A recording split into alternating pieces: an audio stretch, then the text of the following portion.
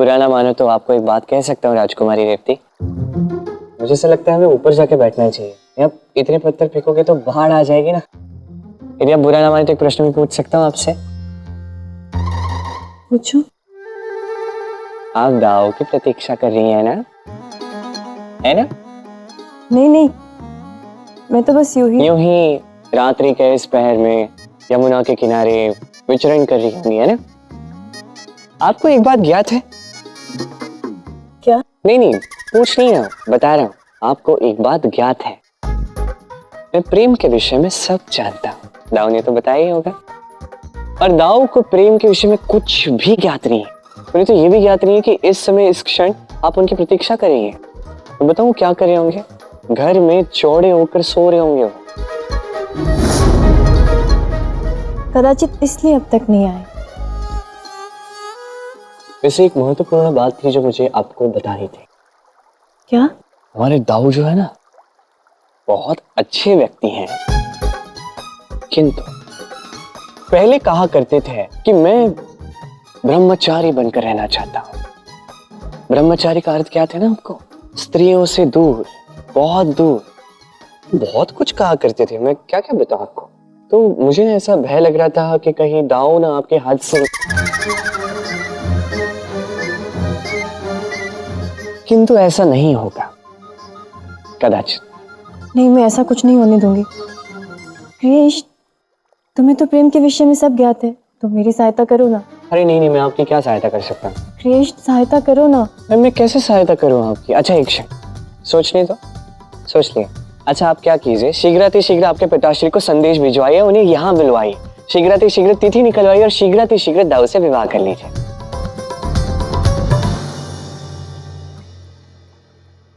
किंतु क्रिश, तुम्हें क्या लगता है तुम्हारी दाऊ ये समाचार के डर से मुझसे दूर तो नहीं हो जाएंगे?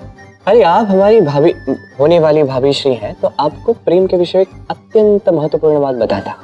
बताओ।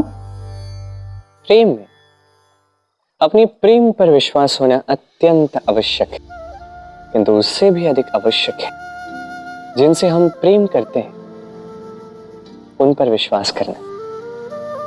कई बार ऐसा होता है कि हम जिस व्यक्ति से प्रेम करते हैं और वो व्यक्ति भी हमसे प्रेम करता है, किंतु वो उस प्रेम को प्रकट करने में असक्षम होते हैं, उस प्रेम को प्रकट नहीं कर पाते। अब ऐसे में क्या किया जाए? क्या? इस परिस्थिति में पहल हमें करनी होगी और इस रिश्ते को इस प्रकार निखारना होगा कि व्यक्ति प्रेम को प्रकट करने में तनिक भी संकोच न करे। क्या मैं समझा पा रहा हूं जो मैं समझाना चाहता हूं? अब तुम देखना कृष्ण, मैं क्या करती हूँ। मैं तो देखो, अवश्य देखूंगा। अब मैं चलती हूँ।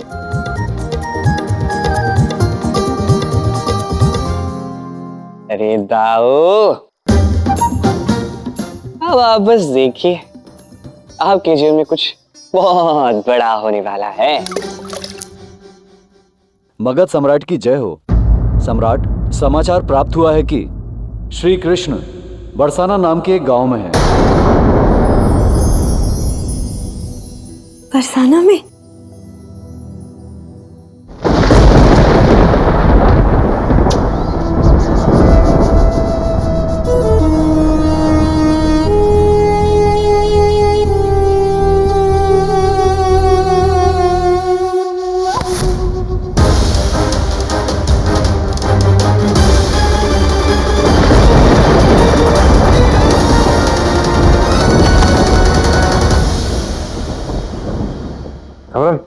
ये क्या?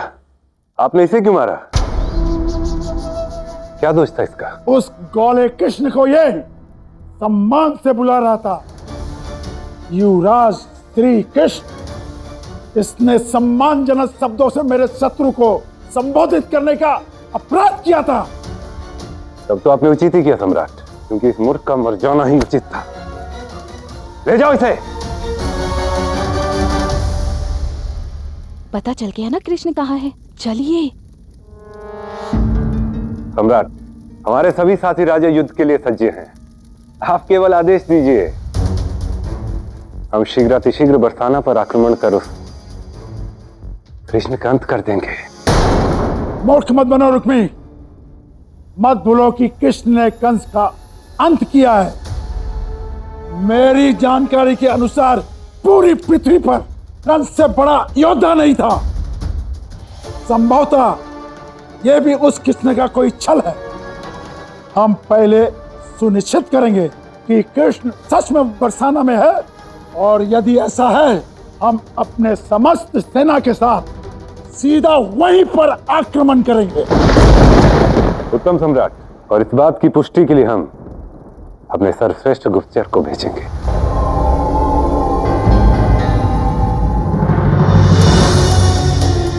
सभी राजा एकजुट होकर कृष्ण पर आक्रमण करने वाले हैं।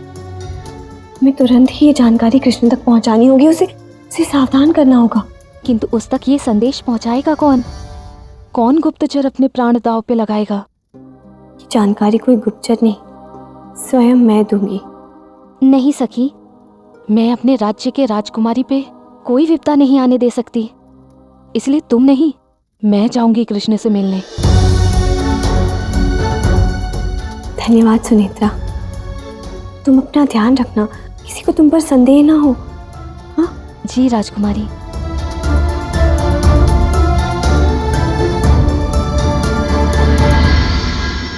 अरे सुनो सुनो सुनो, एक अत्यंत बड़ी और दिव्य शोभा यात्रा आई है। ऐसा लग रहा है जैसे कोई राजा आया हो। चलो शीघ्र चलते हैं वहां पे। चलो चलो।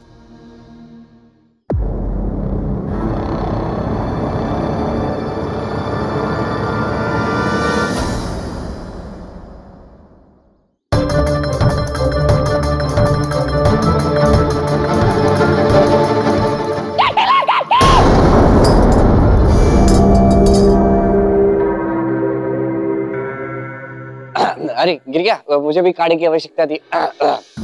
मैं आपको ये बताने आया था कि मैंने एक बहुत बड़ी शोभा यात्रा आ रही है, ऐसा मैंने सुना। आके देख लीजिए एक बार, ऐसा लग रहा है कोई बहुत बड़ा राजा आ रहा है।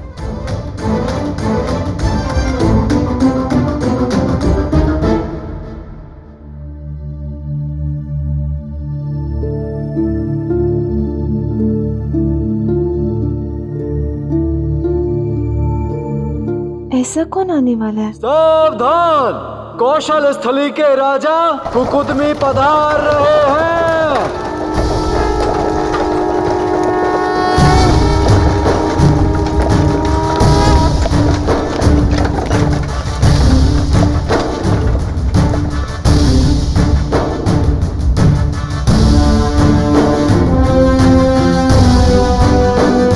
महाराज, बरसाना में आपका स्वागत है।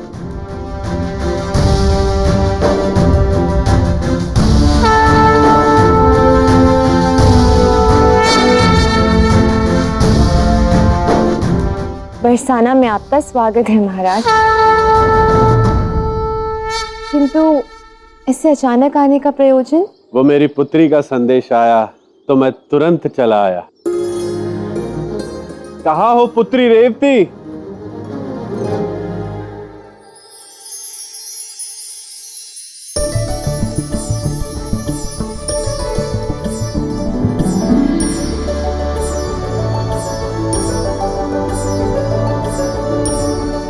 प्रणाम पिताश्री। आयुष्मान भव। पिताश्री, ये है बलराम जी के माता पिता। प्रणाम। क्षमा कीजिएगा, आपके स्वागत के लिए हम उचित प्रबंध नहीं कर पाए। नहीं नहीं, स्वागत की कोई आवश्यकता नहीं रही। ऐसे कैसे?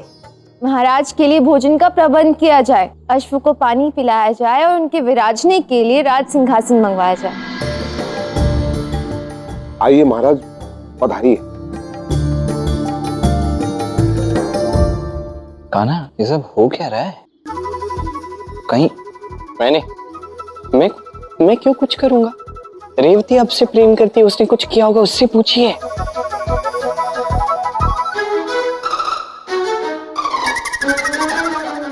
कान्हा, सत्य सत्य बताओ कि ये सब हो क्या रहा है? अरे कहते रहो, सच सच तो बता रहा हूँ। रेवती आपसे प्रेम करती है, उससे पूछिए। रेवती जी,